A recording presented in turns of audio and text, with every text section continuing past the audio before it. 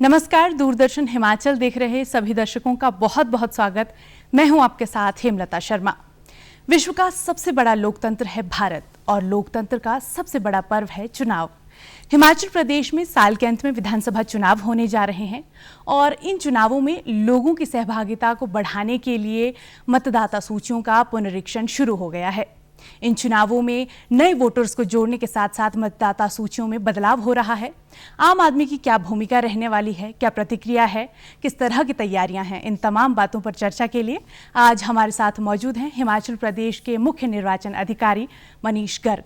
बहुत बहुत स्वागत सर आपका हमारे इस कार्यक्रम में। थैंक यू सर, चुनावी साल है, लाजमी है तैयारियां थोड़ा सा जोर पकड़ेंगी और कहीं ना कहीं जो मतदाता है अहम भूमिका निभाता है। तो ऐसे में पुनरीक्षण प्रक्रिया शुरू हो गई है।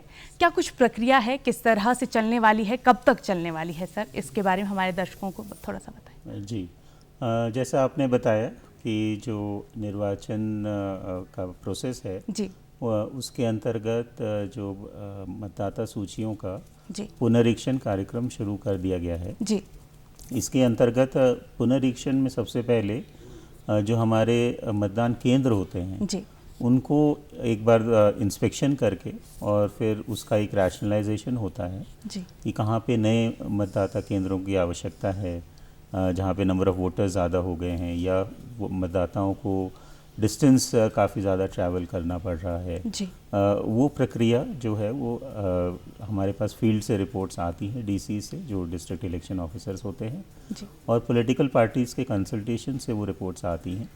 उसके पश्चात हम भी यहाँ पर कंसल्टेशन करते हैं और जो चुनाव आयोग को वो प्रपोज़ल भेजते हैं। जी तो वो प्रपोज़ल की हमारे को स्वीकृति प्राप्त हो गई है जी और जिसके अंतर्गत अब हिमाचल में 7,881 मतदान केंद्र स्थापित होंगे, जो 68 जो है पोलिंग स्टेशंस का नंबर इंक्रीज़ हुआ है। जी इसके अलावा कुछ रीऑर्गेनाइजेशन भी हुआ है, साथ ही साथ कुछ पोलिंग स्टेशंस जहाँ पे की बिल्डिंग्स वहाँ पे शिफ्ट करने की आवश्यकता है, दूसरी बिल्डिंग में और अच्छी फैसिलिटीज़ अवेलेबल हैं पास में ही, उस टाइप के प्रपोजल्स भी कंसिडर किए गए हैं। जी तो पहला प्रोसेस तो ये होता है। जी उसके पश्चात जो इलेक्टोरल रोल है, जिसको मतदाता सूची बोलते हैं, जी बिल्कुल, उसकी एक ड्राफ्ट पब्लिकेशन होती है सभी इलेक्टोरल रजिस्ट्रेशन ऑफिसर्स द्वारा, जो कि अमूमन एसडीएम्स होते हैं। जी तो हमारे यहाँ 68 जैसे कॉन्स्टिट्यूंसीज़ हैं, उसके अगेंस्ट 64 हमारे इलेक्टोरल रजिस्ट्रेशन ऑफिसर्स हैं। वो उसकी ड्राफ्ट पब्लिकेशन करते हैं। ड्राफ्ट पब्लिकेशन 16 अगस्त को कर दी गई है जी पूरे प्रदेश में, और इसकी सूचियां जो हैं वो हमारी वेबसाइट पर भी उपलब्ध हैं। जो सीओ हिमाचल की वेबसाइट पर ये सूचियां उपलब्ध हैं, आप एसी वाइज उसको चेक कर सकते हैं। और जो बूथ लेवल ऑफिसर्स होते हैं, प्रत्येक पोलिंग स्टेशन पे एक बूथ लेवल ऑफिसर अपॉइंट किया जाता है, तो वहाँ पर भी उनके पास भी उपलब्ध हैं। और पुनरीक्षण का जो कार्यक्रम है उसके अंतर्गत डेजिग्नेटेड ऑफिसर्स भी अपॉइंट किए जाते हैं हर पोलिंग स्टेशन पे, जी उनके पास भी ये सूचियाँ उपलब्ध होती हैं। जी तो उसमें जो 11 सितंबर तक ये जो है इसका पुनरीक्षण का कार्य चलेगा। जी और इसमें मेरा यही अनुरोध रहेगा सभी से कि अपना जो नाम है वो उसमें मतदाता सूची में अवश्य चेक कर लें। जी बिल्कुल, कि वो उसमें फिगर करते हैं या नहीं, जी, और उसमें अपना जो अगर नहीं करते हैं तो उसमें अपना नाम उसमें ऐड कराएं। जी बिल्कुल। कराएं। मतदाता सूची का आपने यहाँ पर जिक्र किया है, तो बाकी साल के मुकाबले इस साल मतदाता सूची में क्या कुछ नया हमको देखने को मिलेगा जो पुनरीक्षण हो रहा है? जी, इस बार एक बहुत ही महत्वपूर्ण बदलाव हुआ है। जी पहले जो क्वालिफाइंग डेट होती थी, जी यानी किस कट ऑफ डेट, जबकि आप 18 वर्ष का आयु का अगर कोई मतदाता हो जाता है जी तो वो उस सूची में आने का पात्र होता है। जी बिल्कुल, तो वो पहले एक ही तारीख होती थी, 1 जनवरी ऑफ द ईयर होती थी, जी एक ही क्वालिफाइंग डेट थी। जी तो इसमें अभी संशोधन किया गया है और अब 4 क्वालिफाइंग डेट्स हो गई हैं। जी 1 जनवरी, 1 अप्रैल, 1 जुलाई और 1 अक्टूबर। जी तो अभी जो हम लोग पुनरीक्षण कर रहे हैं वो 1 अक्टूबर की कट ऑफ डेट को मानते हुए कर रहे हैं। जी आम शब्दों में कहें तो इसका मतलब ये है कि 1 अक्टूबर 2022 तक जो भी व्यक्ति या जो भी मतदाता बनना चाहता है और जो जो भी 18 वर्ष की आयु 1 अक्टूबर 22 तक पूरा कर रहा है वो इसमें शामिल होने के लिए एलिजिबल है। जी, सरल शब्दों में हम कहें तो उन्हें केवल एक तारीख का इंतजार नहीं करना पड़ेगा बल्कि उनके पास ऑप्शंस रहेंगे। जी। तो इसमें इसका मतलब ये है कि जो 2 जनवरी 2022 से लेके 1 अक्टूबर 2022 तक जो मैं कहूँगा बच्चे जो हैं वो 18 वर्ष की आयु पूर्ण कर लेंगे तो वो भी मतदाता सूची में आने के लिए पात्र हैं। जी, तो ये एक बहुत बड़ा बदलाव है। पहले उनको पूरा वर्ष के लिए इंतज़ार करना पड़ता था और वोट डालने के लिए 5 साल उनको इंतज़ार करना पड़ेगा। बिल्कुल, एक लंबा इंतज़ार करना पड़ेगा। तो अभी तुरंत जैसे ही वो 18 वर्ष के हो जाएंगे अभी 1 अक्टूबर को तो मतदाता सूची का हिस्सा बन सकते हैं। तो उनके लिए बड़ा अवसर है जो यूथ के लिए कि इसमें इसका पार्ट बने और इलेक्टोरल प्रोसेस में अपनी भागीदारी निभाएं। जी बिल्कुल, आपने सही कहा। और जो एक युवा होता है वो कहीं ना कहीं अपने मत को लेकर के बहुत ज़्यादा उत्साहित रहता है तो उसे अब एक लंबा इंतज़ार नहीं करना पड़ेगा। युवाओं के मत की यहाँ पर बात हो रही है तो सर चुनाव में कहीं भी हिमाचल के अलावा भी जो एक युवा रहता है उसकी मत की क्या भूमिका रहती है, युवाओं की क्या भूमिका देखने को मिलती है? जी, जैसा आपने कहा युवाओं की तो बहुत महत्वपूर्ण भूमिका है। भारत एक युवा देश है वैसे भी जी, जहाँ पे युवाओं की पॉपुलेशन भी शेयर भी ज़्यादा रहता है जी। और अब जो ये अमेंडमेंट हुआ है उससे उनकी भागीदारी और बढ़ने की आवश्यकता है जी।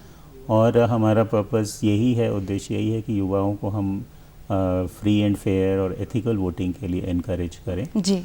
और उनमें एक प्राइड की भावना को हम लोग इंस्टिल करें कि उनके लिए एक बड़ी गर्व की बात है कि वो एक इसमें इलेक्टोरल प्रोसेस में पार्टिसिपेट कर रहे हैं, अपने रिप्रेजेंटेटिव्स चूज कर रहे हैं at such a young age जी बिल्कुल। और अपना गवर्नमेंट बनाने में अपना कंट्रीब्यूशन कर रहे हैं जी। And through that they are contributing to development of the nation जी बिल्कुल बिल्कुल। और ये हम बहुत भाग्यशाली खुद को यहाँ पर कह सकते हैं क्योंकि हमें अपना प्रतिनिधि खुद चुनने का अधिकार है।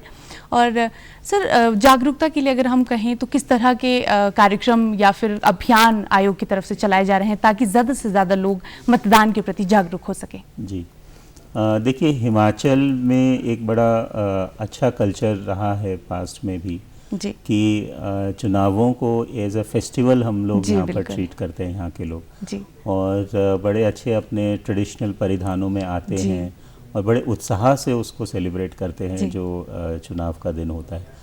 तो इसी संदर्भ में हमने सोचा कि हम लोग इसको एक उत्सव जैसा ये मनाया जाता है। बिल्कुल। तो हमने अपना जो इसका जो कैंपेन है उसको नाम उत्सव ही दिया है। उत्सव जिसका फुल फॉर्म है universal transparent elections through systematic awareness of voters जी। तो उत्सव सेलिब्रेटिंग डेमोक्रेसी, तो ये हमारा मोटो है इस बार का जी। और इसी के अंतर्गत हम लोग बहुत फोकस्ड तरीके से अपना प्रचार करने का प्रयास कर रहे हैं।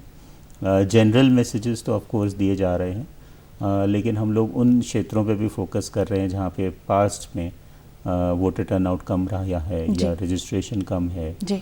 और वहाँ पर लोगों के डोर स्टेप तक जाकर मतलब गांव उस पोलिंग स्टेशन पर जाकर इस तरह के कैंप्स ऑर्गेनाइज किए जा रहे हैं डीसीज द्वारा, आरओज द्वारा, जिससे लोगों को उत्साहित किया जा सके और प्रेरित किया जा सके जी। अधिक से अधिक इसमें चुनाव में भागीदारी बनने के लिए जी। तो बिल्कुल एक टारगेटेड और फोकस्ड अप्रोच का प्रयास किया जा रहा है जी। बिल्कुल, पहाड़ी प्रदेश है हिमाचल और कहीं ना कहीं पहाड़ में जो समस्याएं होती हैं वो भी पहाड़ से ही नज़र आती हैं। तो ऐसे में सर आपसे जानना चाहूँगी कि क्या कोई ऐसी चुनौती आपको नज़र आती है कि दुर्गम क्षेत्रों में लोगों को जागरूक करना या वहाँ तक पहुँचना कहीं चुनौतीपूर्ण रहा हो आयोग के लिए? देखिए, वैसे तो हिमाचल के जो मतदाता हैं बहुत ही जागरूक है जी। और रिमोट एरियाज़ में भी हम लोग देखते हैं कि बहुत अच्छी वोटिंग परसेंटेज होती है जी।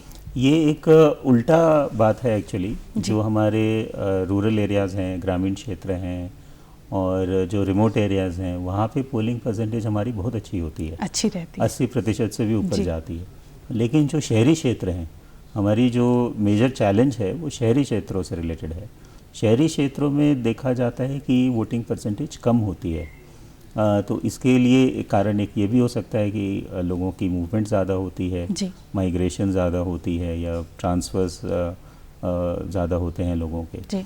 दूसरा कारण ये भी है कि एक अर्बन मतदाताओं को हमें ज़्यादा से ज़्यादा इन्वॉल्व करने की आवश्यकता है जी। क्योंकि शहरी क्षेत्रों में कई बार टेंडेंसी ये होती है कि जो वोटिंग डे है उसको ऐसा छुट्टी के दिन मना लेते हैं जी, लोग बिल्कुल बिल्कुल। और अपना घूमने चले जाते हैं। जी। तो वो इस वजह से वो वोटिंग परसेंटेज कम हो जाती है। जाती है। तो हमारा यही अनुरोध रहेगा और यही आह्वान रहेगा सभी मतदाताओं से, विशेषकर शहरी क्षेत्र के मतदाताओं से, कि वो पूरी संख्या में आएँ। और छुट्टी तो आपको वैसे भी किसी और दिन भी आप ले सकते हैं, बिल्कुल। लेकिन ये छुट्टी आपके अपना देश के प्रति एक कर्तव्य निभाने के लिए है। जी। और आप इसमें बढ़ चढ़ कर भाग लें, इसमें अपने एक प्राइड फील करें वोट देने में। सो दैट इज़ व्हाट, यही हमारा प्रयास रहेगा कि इंस्टॉल करने के लिए। दूसरा चीज़ ये है कि जो हमारे PWD वोटर्स हैं, पर डिसेबल्ड कैटेगरी के वोटर्स हैं, और जो बहुत वृद्ध वोटर्स हैं, उनको हम कैसे फैसिलिटेट कर सकते हैं। बिल्कुल बिल्कुल, ये एक अहम सवाल यहाँ कहीं ना कहीं रहता है हर एक चुनाव में। जी बिल्कुल। जी। तो उसमें हमारा यही प्रयास रहता है कि अधिक से अधिक एक तो हम PWD वोटर्स को चिन्हित कर सकें, जिससे हमें इलेक्टोरल रोल में जानकारी हो कि कौन है हमारे PWD वोटर्स, क्योंकि ये वॉलंटरी है। ये व्यक्ति पे निर्भर करता है अगर वो अपने आप को PWD डिक्लेयर करना चाहता है कि नहीं करना चाहता है इलेक्टोरल रोल के माध्यम से। तो हमारा प्रयास यही रहता है कि अगर वो अपने आप को करे तो उनके लिए जो सुविधाएं हैं वो हम उपलब्ध करवा पाएंगे।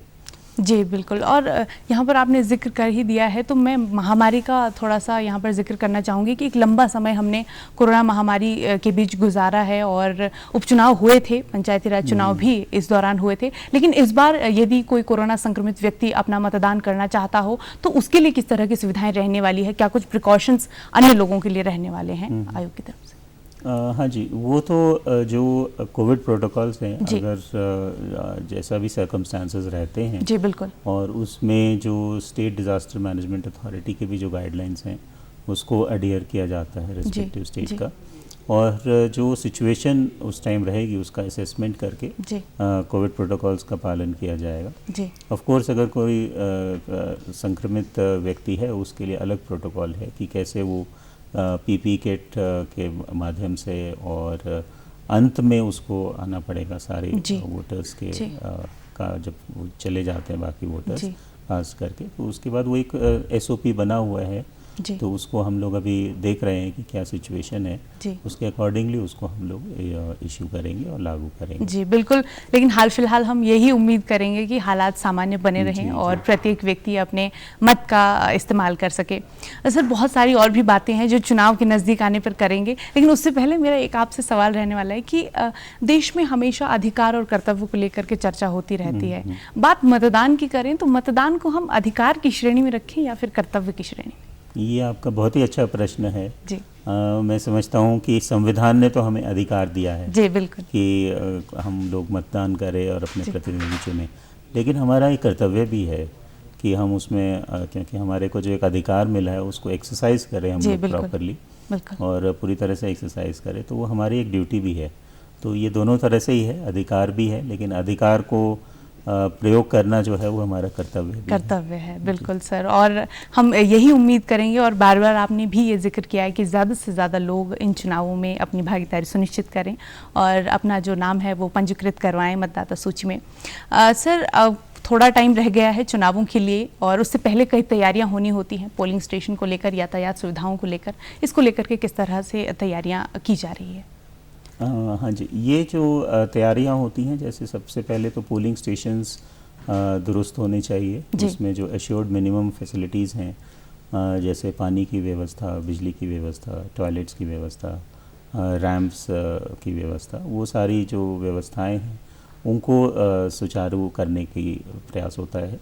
और इसके लिए सभी पोलिंग स्टेशंस की इंस्पेक्शन की जाती है किसी उच्च अधिकारी द्वारा जी, और उसमें जो कमियां हैं उसको पूरा किया जाता है। तो ये प्रोसेस अभी चल रहा है जी। दूसरा, सभी क्षेत्रों में सेक्टर ऑफिसर्स अपॉइंट किए गए हैं अपने अपने क्षेत्र में वल्नरेबिलिटी मैपिंग के लिए और ये पोलिंग स्टेशंस की इंस्पेक्शन के लिए।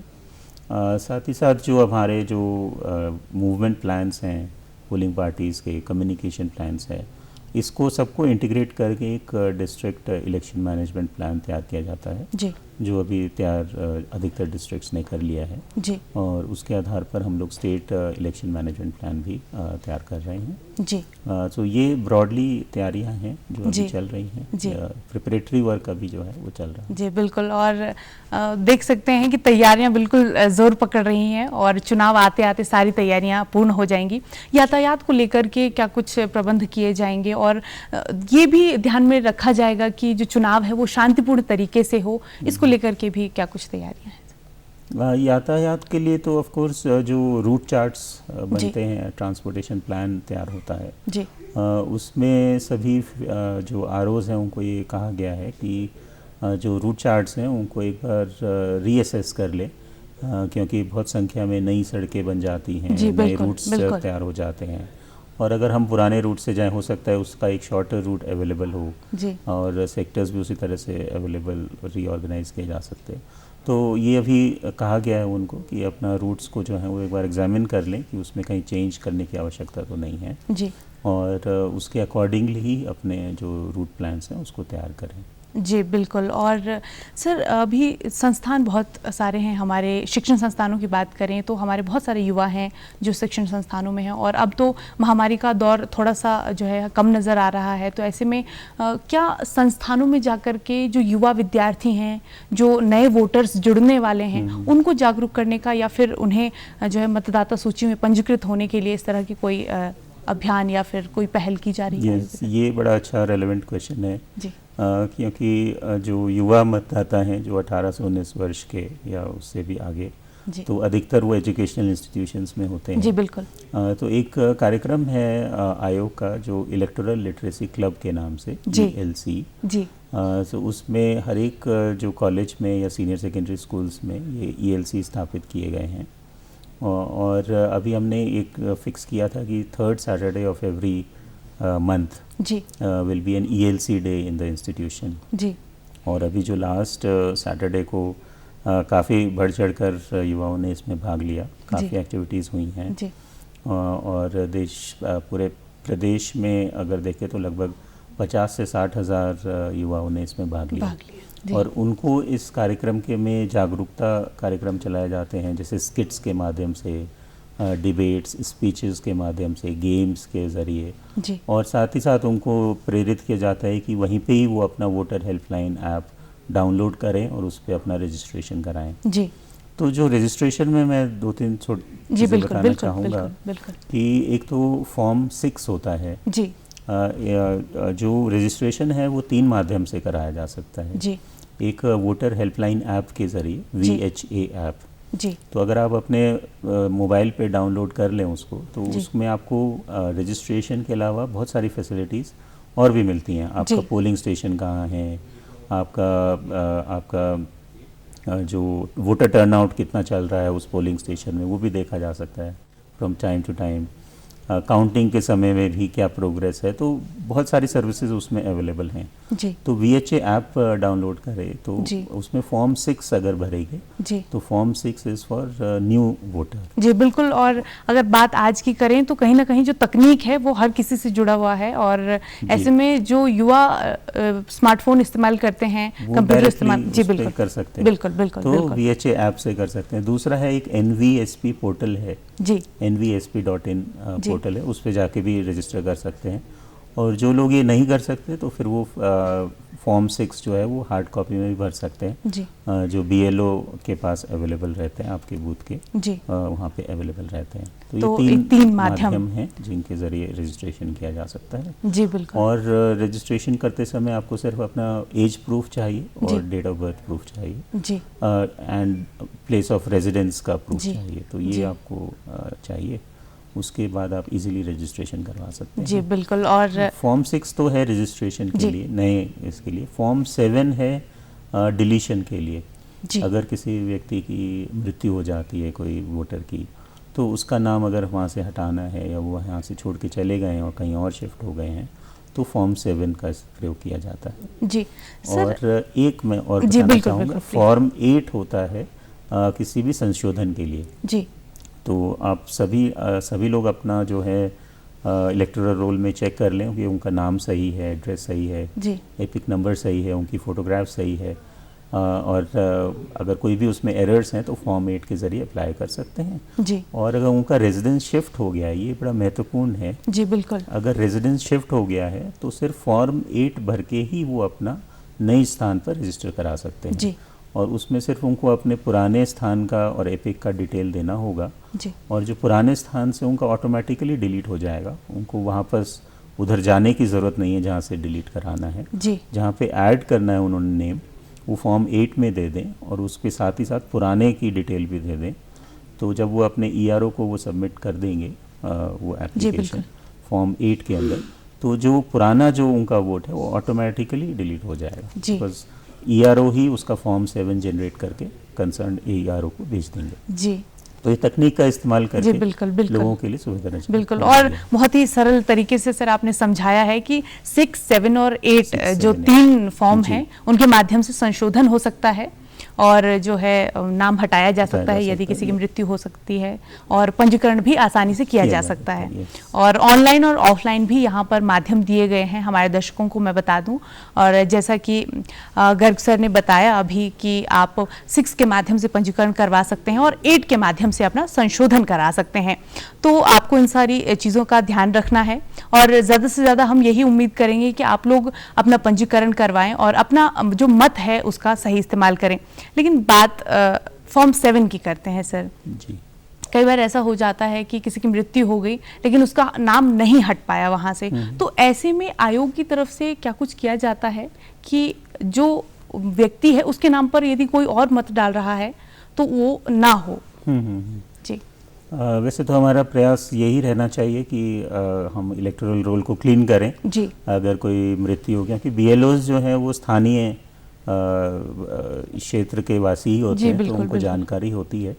तो ये अभी जो प्रोसेस चल रहा है उसका पर्पज़ यही है जी।